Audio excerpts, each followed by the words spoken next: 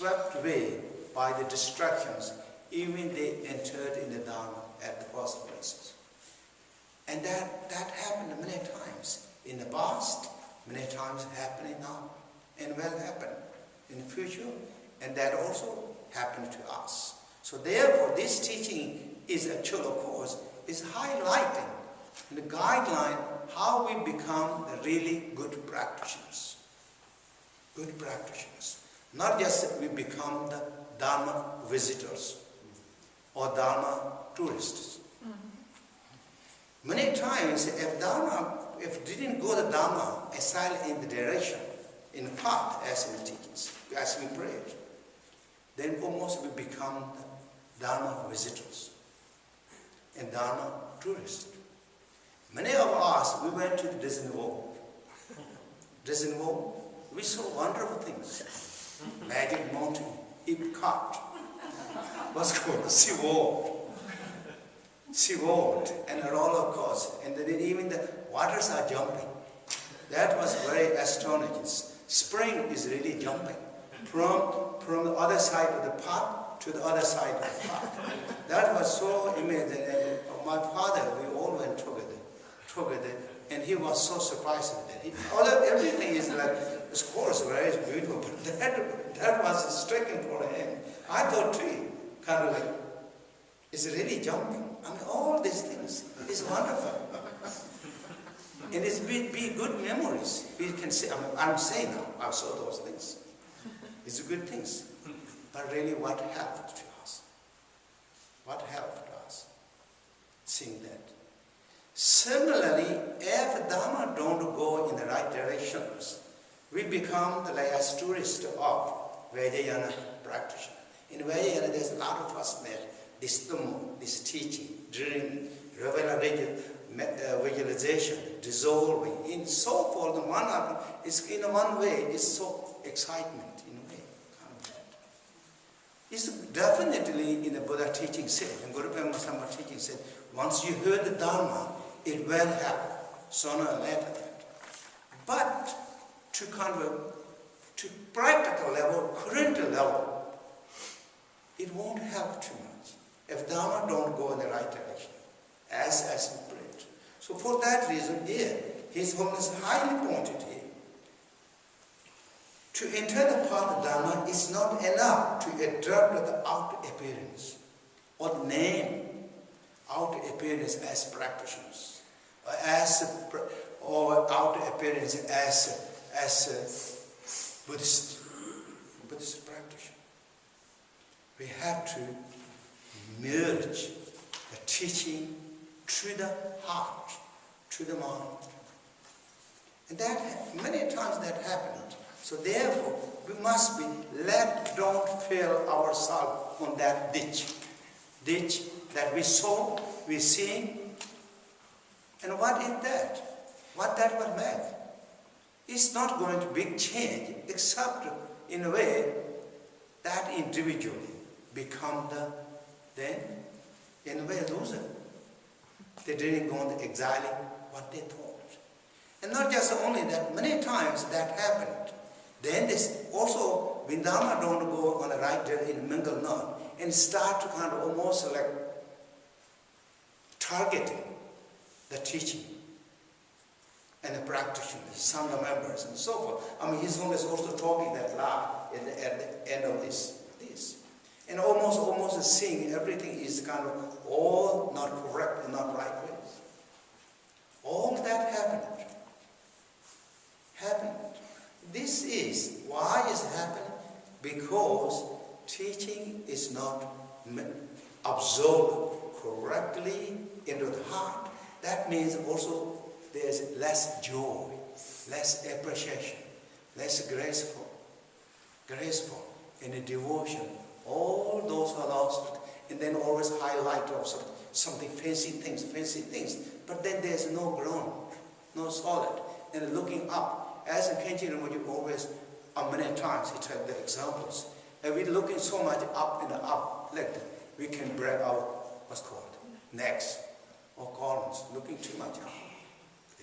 And that really happened. So therefore, to avoid these things, we must be teaching absorbed with joy and appreciation and devotion, grateful, and look to ourselves, and then re-strengthen. This is what they call checks and balance. In a way, we checks and we balance. And we make stronger and move forward with vision, with joy, with appreciation. Then everything is good. Good, we start with good. We're doing quite okay. It definitely will be okay. Next. So therefore, here, as His Holiness said, this is what we need to do. And then here, and then there also we have to, when we have to enter, so we have to swear all types of the desirable things and to activate limit of this life. That again, of course, you know this. The desire is always strong. Not just only us, but all everyone. We have desire and that. And we have also so many things. So now what we need here? We need what they call contentment.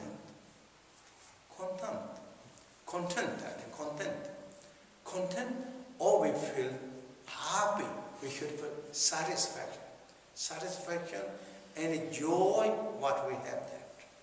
This contentment actually is so special in that for the practitioner. Buddha Shakyamuni told in the teaching, of course this is all teaching, following the teachings of the Buddha, but in the teaching said, Dopa Chumate Cho Hipa Paparak said. That means less desire, more content is noble. Less desire and more content.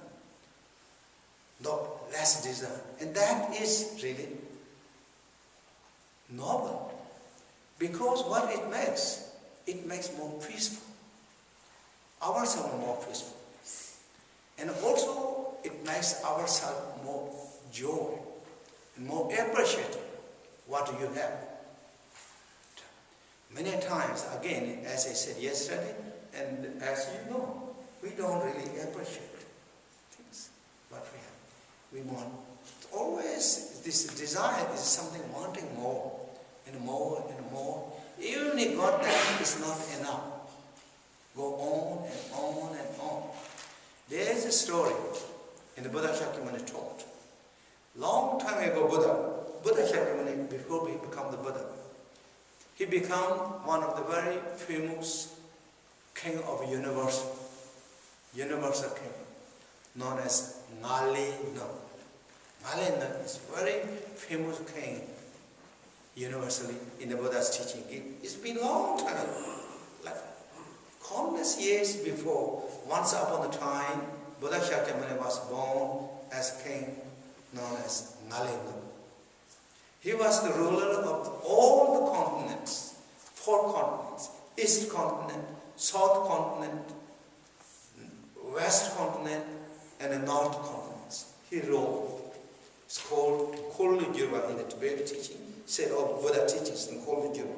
He's a golden wheel universe. There is like 4 different universal.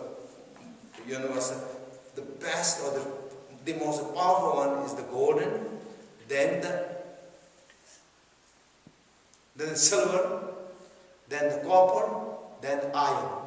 For example, this king of Shambhala in the teaching said that he is the king, the iron wheeler. So he's like according to that category, he is the 4th one. The first one is the golden wheel spoke that would turn and move forward his force with that or his garesha and all the entourage will move that. So Ngalina, and also when this Kulujirva or this monarch in the teaching said, when they conquered other countries, other those continents, they don't harm anything. And that's what in the great master Vasubendhu said in the Abhidharma Kosha. When these universal kings are advancing their garrisons, the opponents, the first golden well, they welcoming, just go under them. It's nothing really fighting and violence, anything. Pay, serve.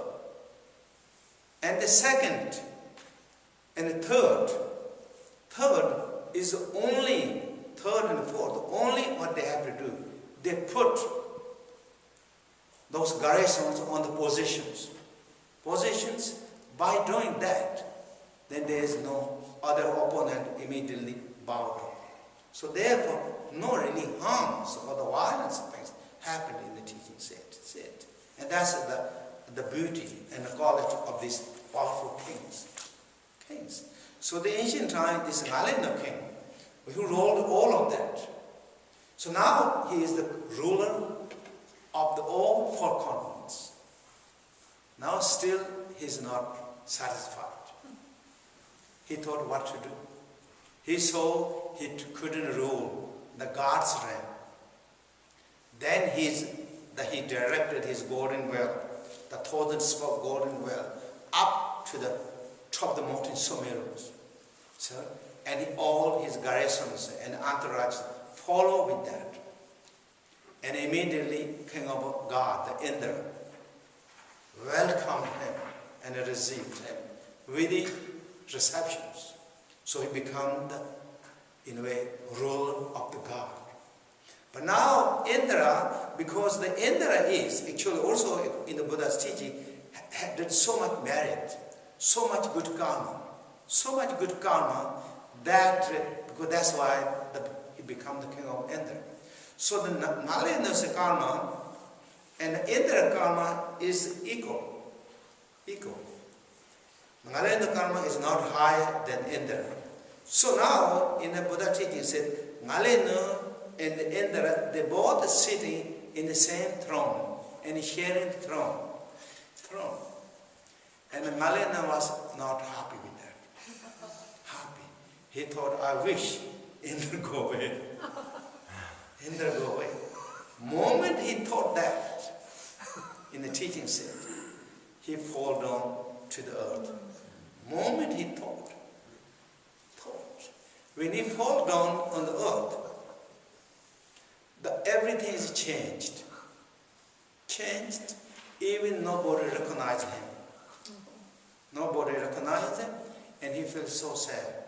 And he was pathetic, and then he ended that part of life. And the Buddha said, who was that? He said, once upon a time, he was born. Buddha Shakyamuni was born as king of Nalanda.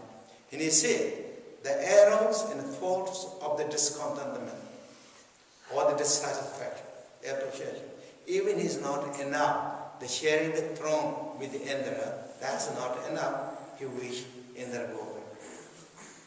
This is so many things lead. This desire is, of course, always really obstacle.